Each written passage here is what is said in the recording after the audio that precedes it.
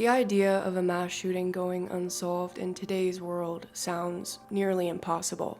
There's cameras virtually everywhere, constantly recording us. But in 1990, that wasn't so. And for residents of Las Cruces, New Mexico, it's been a reality for over 3 decades. February 10th of this year marks 34 years since the Las Cruces Bowl Massacre.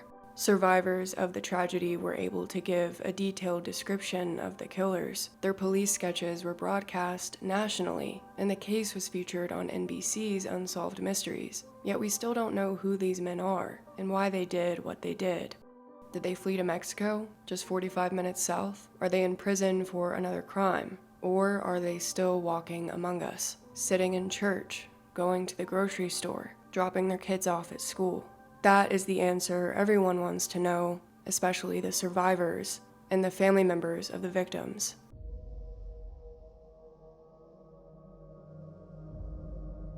In 1980, Ron Cenac opened Rancho Bowl in Rio Rancho, New Mexico, a 12-lane bowling alley featuring a restaurant and bar. This wasn't Ron's first rodeo. He owned a construction company, Cenac Development, which had already built various commercial and residential properties. Ron actually employed 3 of his sons at Rancho Bowl: Dennis, Steve, and RJ. This family business dynamic was so strong they even put it into their branding, a sign above Rancho Bowl that read, "The Brothers 3. Unfortunately, the cash flow wasn't enough and the payments on the bank's loans were too much. It forced Ron Cenac to file for a Chapter 11 reorganization of the business in federal court during the summer of 1986.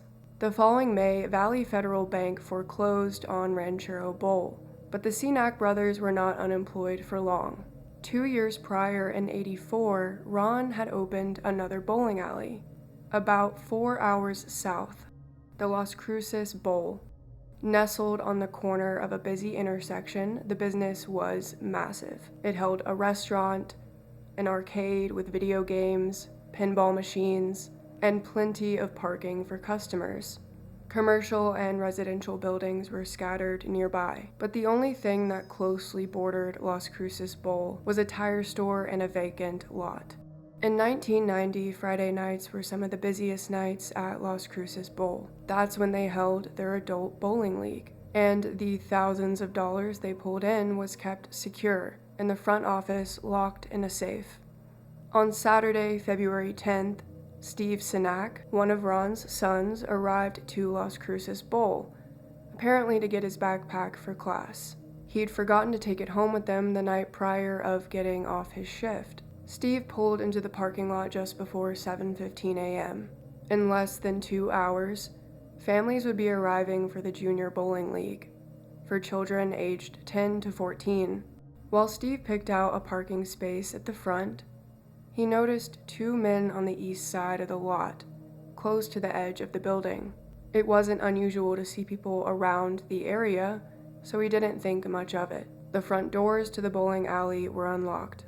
As Steve made his way to the front office, he passed 33-year-old Ida Holguin, who was prepping the kitchen for the 8 a.m. opening. Ida had only worked there for a few weeks, and she usually didn't work mornings at all.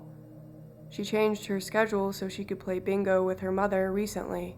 In the front office, 30-year-old manager Stephanie Cenac was counting the cash from the busy night prior. This, of course, is the daughter of Ron Cenac, who owns the Las Cruces Bowl, and the sister of Steve Cenac, who is arriving to pick up his backpack. Her 12-year-old daughter, Melissa, was there, as well as Melissa's friend, 13-year-old Amy Hauser.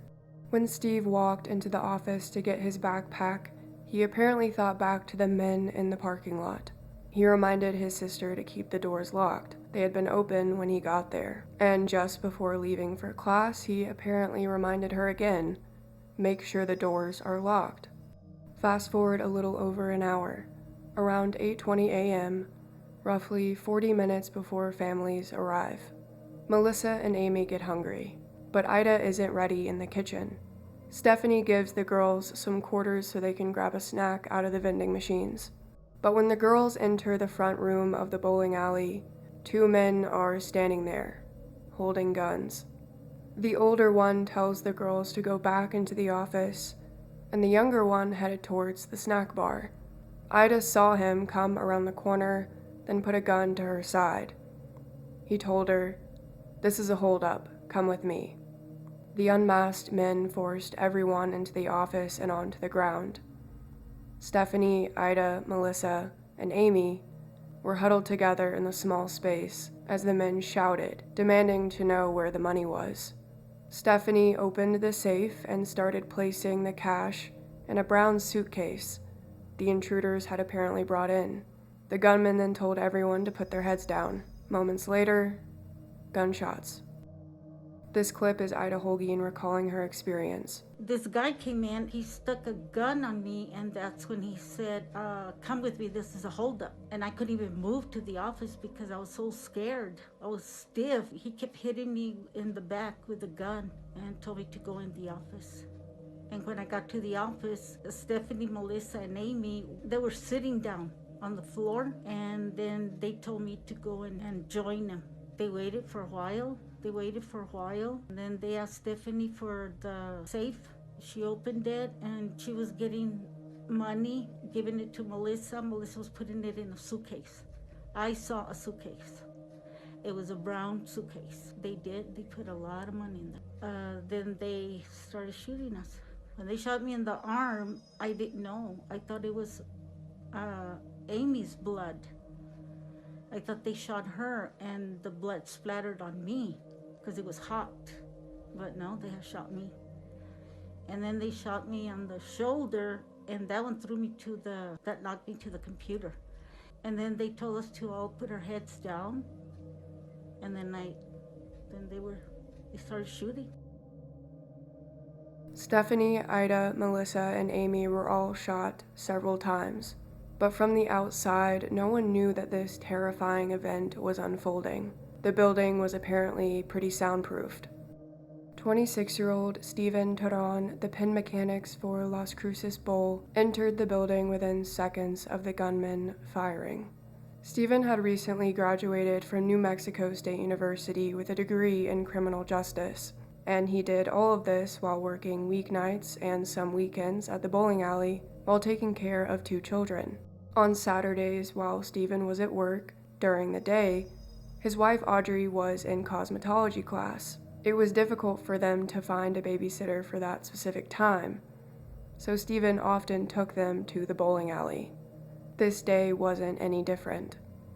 Steven walked towards the front office holding his 2-year-old daughter Valerie, alongside his 6-year-old stepdaughter Paula.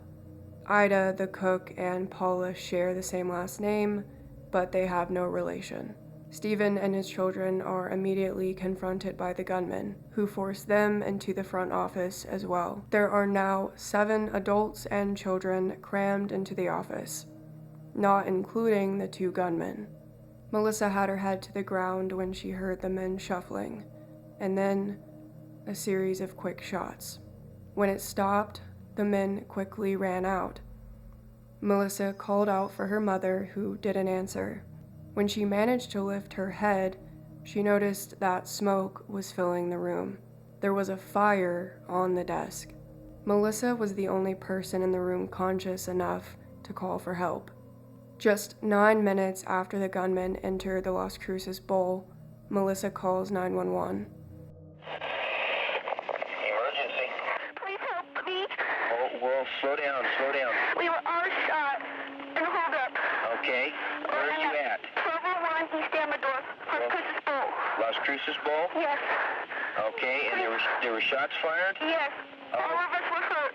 Huh? All of us were hurt. I think I'm the only one conscious. All of you were hurt? Okay, we'll get an ambulance rolling.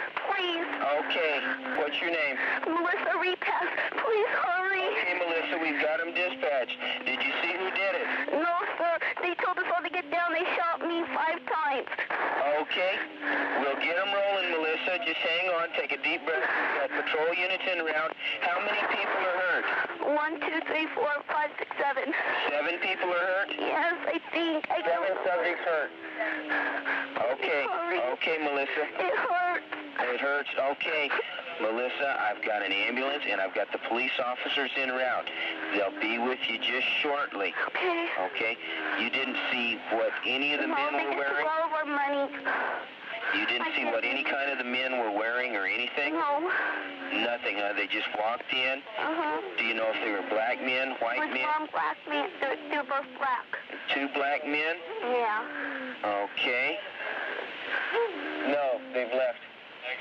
2 black male. Please hurry. Okay. It's okay, Melissa. There's a fire, too. There's a fire? Right on the desk. They're going to burn us up. Are the men still there? I don't know. You don't know? I don't know. They put us in the office. They put you in the office? Yes, I need a fire engine, too. Please help me. 10-2. Okay, Melissa. She said they locked them in the office. She doesn't know if they're still there or not. The door's open. There's a fire. It's on Amador, yeah. Please Can you help. smell smoke, Melissa? Yes, I can see it. Okay.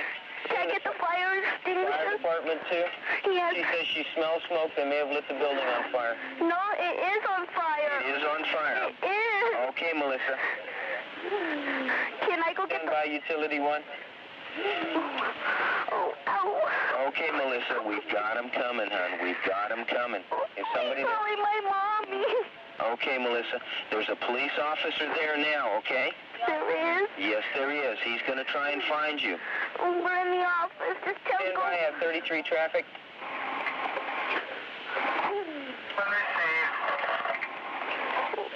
God, Okay. I'm gonna die. I know it. Hold on, Melissa. We've got the ambulance coming. They're just down the street. Huh?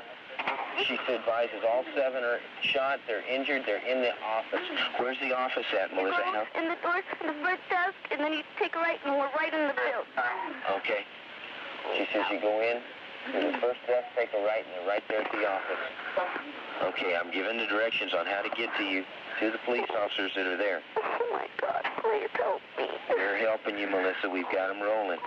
Okay? You got to be brave. Got to be strong now. Okay? Oh, God. It's going to burn us right now. Okay. Can you see flames? Yeah.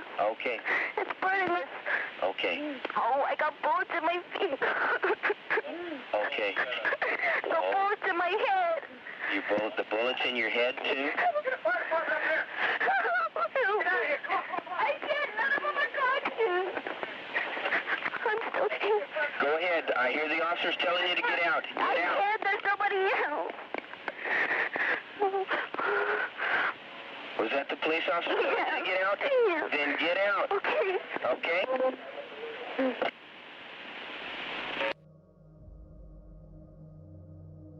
Melissa was in such a state of shock that when officers arrived on the scene to rescue her, she couldn't move. She couldn't let go of the phone. The dispatcher and police had to convince her that she was okay now and that she could get off the phone. It was time to leave. And when Melissa finally got up and proceeded to walk out, she said she was too scared to look around. But unfortunately, she did lock eyes on the youngest victim, Valerie. Melissa said this image will forever haunt her. The men had shot Valerie in the forehead. Police and EMS quickly pulled everyone out of the office so they could put out the fire. Not only did the fire destroy some evidence that would have been left behind at the scene, so did the act of putting out the fire. Several of the victims were already deceased when EMS arrived, including Stephen Teron, his 6-year-old stepdaughter Paula, and 13-year-old Amy Hauser. 2-year-old Valerie was actually alive when EMS arrived, but was pronounced dead on arrival to Memorial General Hospital. Ida, Stephanie, and Melissa arrived in critical condition. The gunman had fired 25 shots at close range, nearly all of them at the victims' heads. Within an hour of the 911 call, authorities set up 10 roadblocks around the city. 80% of the city's investigators were working on the case. 120 officers were involved in the manhunt, including local and state police, as well as federal investigators. 6 aircraft were roaming the skies to aid in the search. At one point, Border Patrol stopped 4 individuals and found $12,000 in cash. Authorities knew the gunman had taken roughly $5,000 from Las Cruces Bowl. By that point, Steve Sinak was the only person who saw the gunman and wasn't killed or injured. They told him they might have the suspects and to come down and take a look. But when Steve arrived and did take a look through the back of a police car, he said he didn't recognize any of the 4 men. None of them, he said, had been in the parking lot that morning. In a press conference that afternoon, the department's chief of detectives, Captain Fred Rubio, gave an update to the public. Quote, "What we have here is a very vicious crime. You're talking about the assassination of kids, and a whole family almost was assassinated. When they were in there, the office area, there was a smoldering fire and a lot of smoke. They, the assailants, concentrated them in one area, and they shot them in one area. I think what you got here is all the people were hurted and assassinated. We're looking at the motive as robbery. We're looking at the motive that, for some reason or another, they decided to rid themselves of any witnesses. As far as we know, there were no other people in the area at the time. It appears they were trying to burn up the crime scene, and it appears the fire was set after the fact." Referring to Valerie, the youngest victim, Rubio said, quote, "You're talking about a 3-year-old. What could a 3-year-old testify to? This is why I say it's the worst. What makes it even worse is not only the amount of people who are shot for the amount of money taken. If you start adding up all these ages, you're going to come up with 100 years of life that was just gone by some ignorant people that did this. Was it made this way, or was it altered to look like this? We don't know. The facts are those 4 elements did occur, but we don't know if there's any other motive." Police sketches of the gunman were printed in the paper the following day. The older suspect was described as a Hispanic male, about 45 to 50 years old, around 5'6", medium build, 135 to 140 pounds. He had a dark complexion, dark hair combed back, and brown eyes. He was wearing a green and white plaid sports coat, dark green, possibly brown pants, and black cowboy boots. The younger suspect was also described as a Hispanic male with a dark complexion, about 30 years old, 5'10", 170 pounds, with dark, kinky hair. He was wearing a dark jacket and pants, and possibly a red shirt. His gun appeared to be a 6 to 8 inch blue steel revolver. Audrey Turan spoke with the Associated Press a day after the massacres, a day after her daughters and husband were murdered. Quote, "I want to thank everybody in Las Cruces. I want to thank the police department, the fire department, the detectives who are there night and day trying to catch these guys. I believe Stephen is sending me strength. I believe he and my daughters, my girls, they're all in heaven. God has a mission for them. He, Stephen, took the girls with him because he didn't want to leave them to suffer." Audrey, her parents, and in-laws sat together for a photo holding images of Stephen, Paula, and Valerie. Audrey told the press, quote, "The reason that I allowed this photo is because I want people in the United States to know what guns in the hands of the wrong people can do. They've got to be maniacs to do this. What can a 2-year-old do? Why my little girls? My babies? This whole thing is senseless." Audrey went on to say that Stephen wanted to use his degree to go into law enforcement. He was a first lieutenant in the National Guard and had already applied to the Las Cruces Police Department. And despite not being Paula's biological father, Stephen treated her like his own. They even shared the same birthday, July 13th. Audrey said, quote, "The girls were very, very attached to him, and he was to them. It kills me that I couldn't have been there with her. I just hope she was not in a lot of pain. They have something I could not give them. They have peace. They are happy. They'll never cry. No pain. I'm going to miss them. To my dying day, I'm going to miss them. But they're in God's hands. I could not ask for more." Some reports stated that the gunman fled on foot, while others say they may have fled in a gray or green utility van or pickup truck. Either way, Captain Fred Rubio believed they were on the move. Quote, "I would think the suspects were mobile then and are mobile now. We're working with a lot of law enforcement agencies in Texas and Arizona. The only thing close to a search in our area is the information that has been given to us about the possibility that the guys are local. We're checking that out too. I believe personally that anybody as cold-blooded to do a thing like this, especially execute a 2-year-old baby, these people most probably brutalized somebody before. This was apparently a premeditated attempt to eliminate witnesses. All the leads we have right now are what people and law enforcement agencies are giving us. We don't have any factual data to lead us to any individuals right now, and most of the leads we have followed and looked into have not panned out. We don't know if these two guys are from another country, state, city, or where they're from. Maybe they drove by Las Cruces and decided to stay over. They figured, here we have a city that maybe increases our chances of getting away with something." Within 48 hours of the murders, 17 local investigators were working on the case. 2 extra phone lines were opened for tips, and police were getting about 50 per hour. But despite the national spotlight and alert about the gunmen, authorities had nothing substantial. 13-year-old Amy Hauser was buried on February 13th. More than 800 people attended the funeral. Her uncle told the crowd, quote, "I have seen this week so much pain in the people I love. So much pain I could hate, but I will not.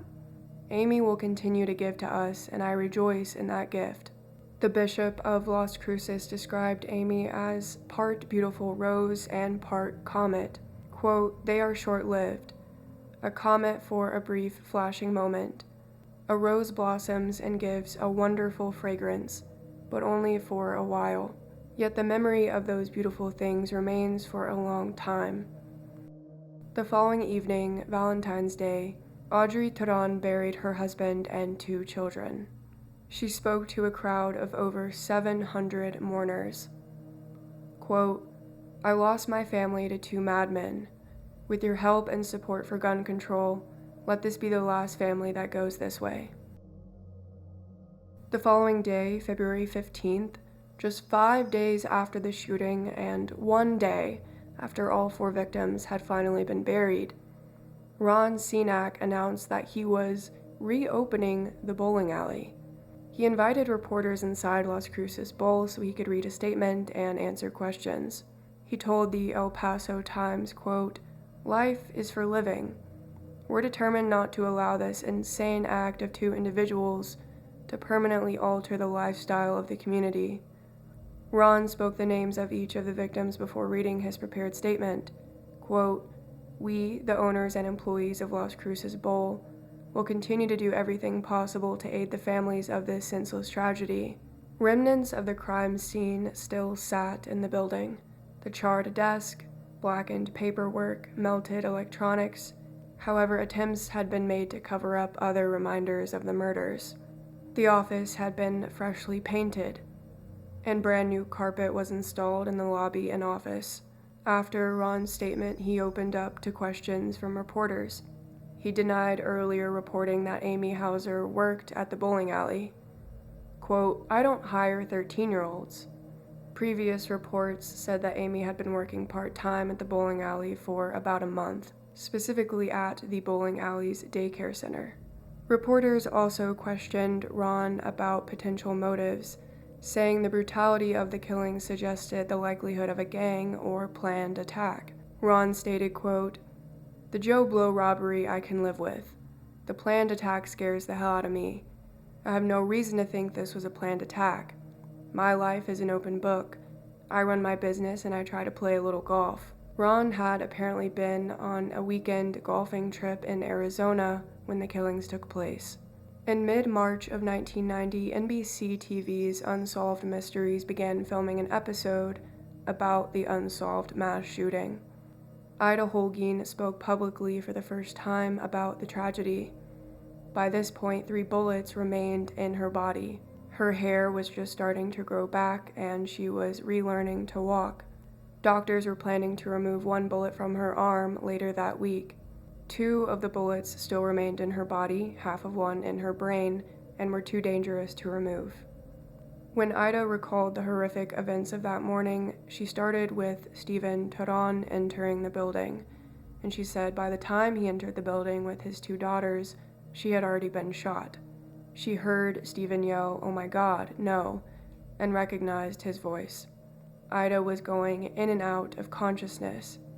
Quote, "I was coming and going. I felt myself drowning. I was drowning in my own blood. After the second bullet, I just started praying. I prayed hard. I heard Melissa scream.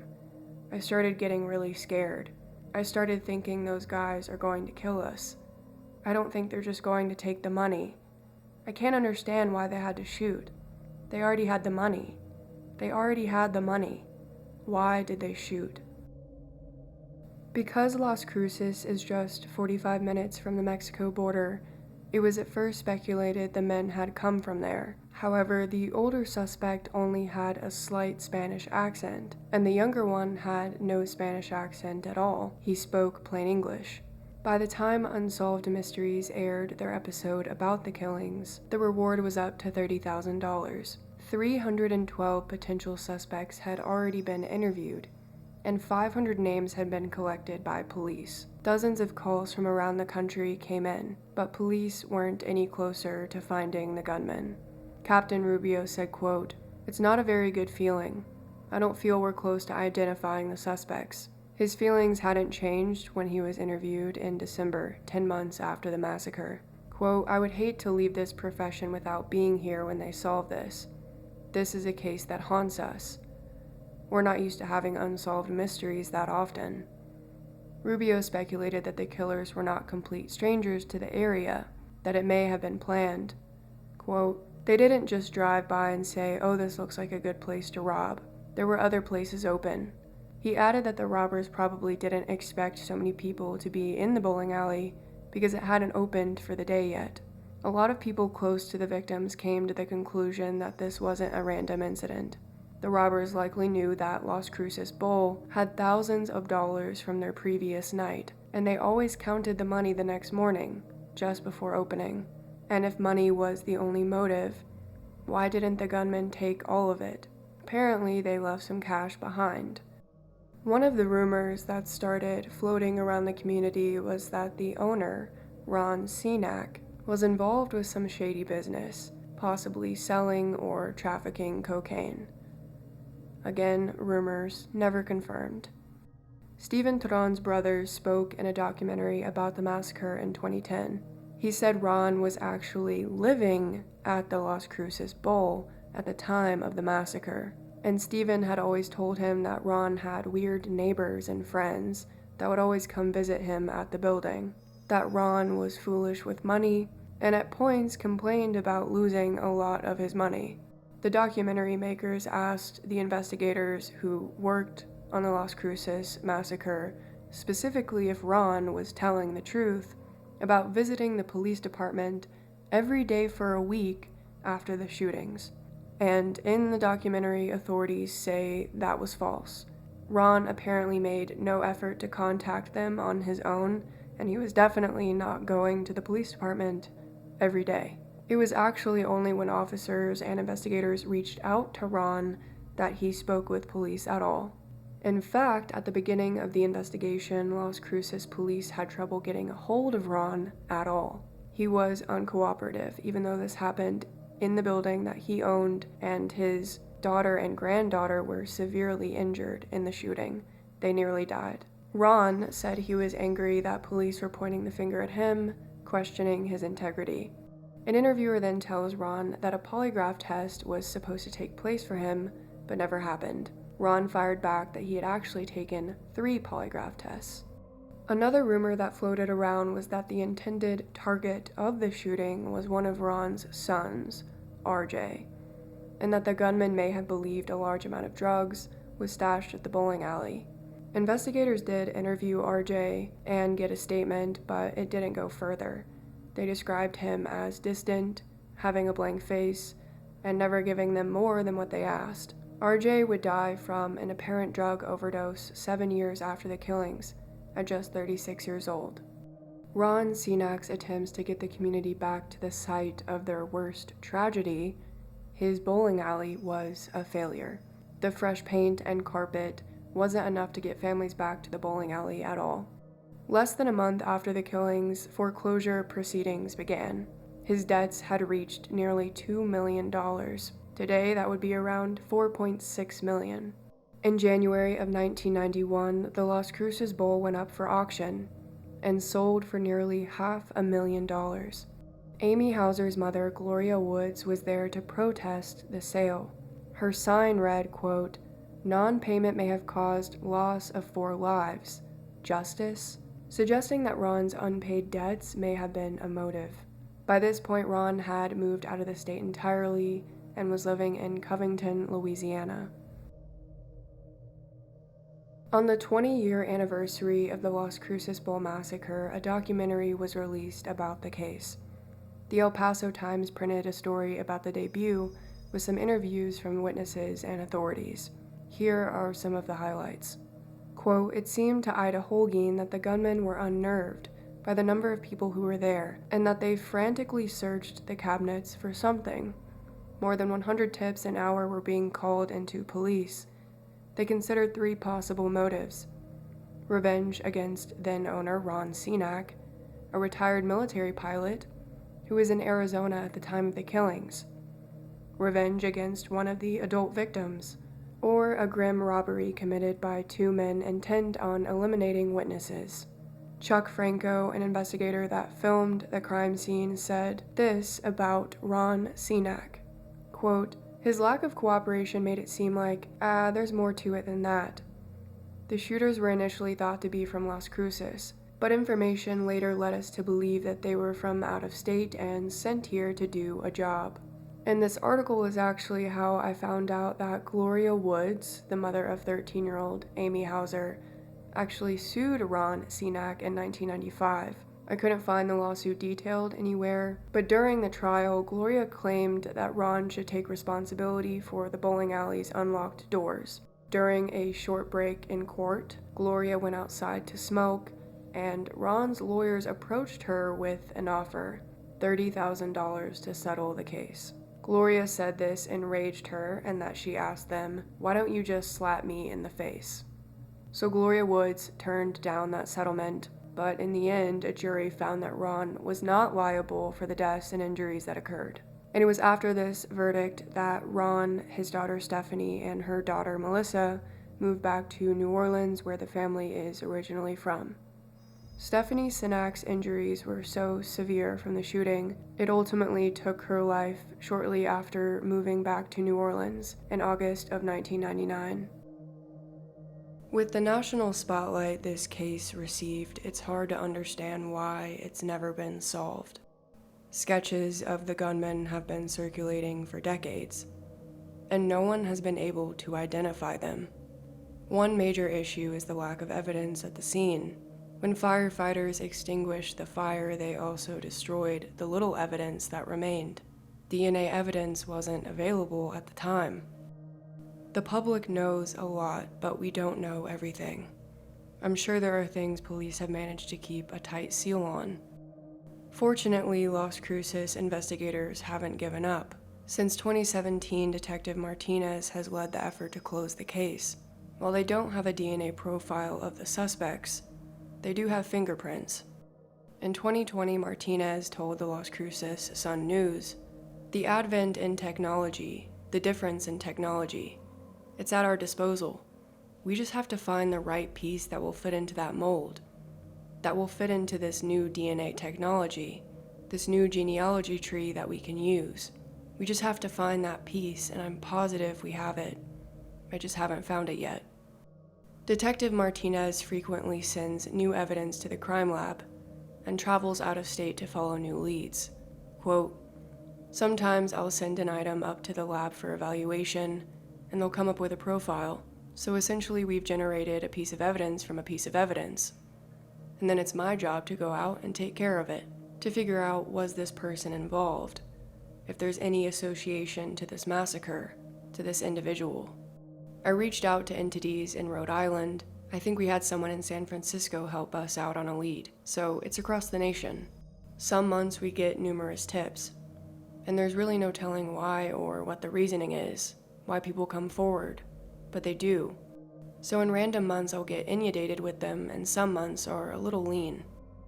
Martinez gets the most flood of tips around the anniversary of the massacre. Quote, "I'm grateful for that, I really am. It allows me an avenue to pursue new leads to follow, because sometimes we get frustrated that we don't have as many leads as we need to have." Anthony Teron, Stephen's brother, told reporters he's still seeking justice, and that Stephen, Paula, Valerie, Amy, and Stephanie should be remembered as people, not just another statistic.